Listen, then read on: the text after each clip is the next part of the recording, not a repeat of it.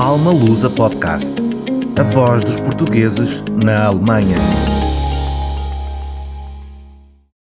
Olá a todos, sejam muito bem-vindos a mais um Alma Lusa Podcast e hoje faz precisamente 112 anos que 5 de outubro de 1910 a monarquia caía e era proclamada a República nos espaços do Conselho de Lisboa, edifício onde se localiza hoje a Câmara Municipal de Lisboa, e por isso temos uma edição especial para assinalar esta data que é também considerada um feriado nacional. Temos o privilégio de ter como nosso convidado o senhor embaixador de Portugal na Alemanha, Francisco Ribeiro de Menezes, que nos vai deixar uma mensagem para o dia de hoje. 5 de outubro, dia em que se comemora a implantação da República em Portugal. Agradeço à ASPA e felicito-a por promover o debate sobre a efeméride e o seu significado. Mais além do fascínio que ainda despertam os acontecimentos daqueles dias de outubro e dos conturbados tempos que lhe precederam e que levaram à abolição de uma monarquia secular, a vitória dos ideais republicanos em Portugal há 112 anos foi um momento marcante para a história do nosso país desde então. Os valores e os princípios em que esse movimento se baseou permanecem vivos. A democracia, a igualdade, a liberdade, os direitos humanos, a participação da cidadania na definição das políticas e na escolha dos seus governantes. É certo que a Primeira República acabou por ser um período de intensa instabilidade, com uma notória fragilidade institucional por razões internas e pelo impacto do nosso envolvimento na Grande Guerra de 1914-1918. Mas é igualmente verdade que os valores e os princípios de 1910, aperfeiçoados e intensificados ao longo de décadas, informam larga parte do pensamento e da vontade da entrega subjacentes ao 25 de abril de 1974. Note-se, de resto, que o período democrático que vai de 74 a 2022 é o mais extenso da nossa vida enquanto Estado. E orgulhamos-nos, a justo título, do nosso quadro institucional e dos direitos e garantias de que gozamos.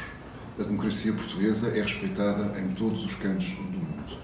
Mas isso não significa, no mundo em que tantas crises e tensões emergem quase em simultâneo, que possamos dar por adquirido aquilo que temos e aquilo por que ansiamos. Um aplauso, assim, para a ASPA.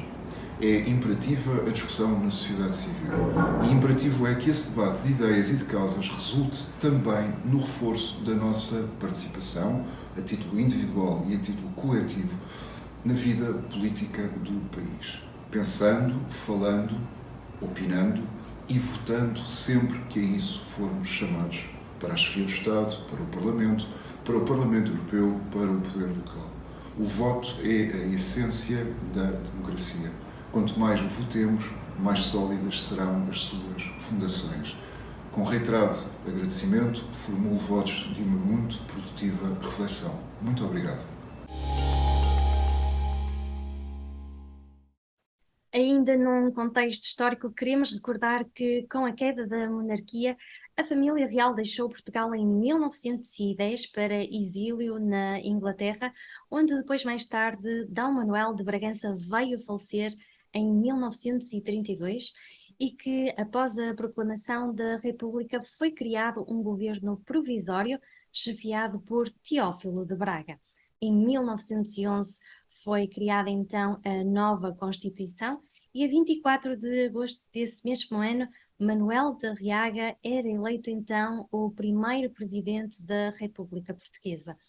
Esta primeira república durou até 1926, que foi quando iniciou então depois a ditadura de Salazar, que durou até 1974. Os símbolos da República Portuguesa passaram a ser então o hino nacional, a portuguesa, e a bandeira deixou de ser azul e branca e passou a ser então vermelha e verde. O que poucas pessoas sabem é que o hino nacional é composto por 3 partes, mas apenas a primeira parte foi oficializada como sendo o nosso hino nacional. E por isso vamos hoje dar a conhecer a versão completa do hino nacional português que ainda poucas pessoas sabem.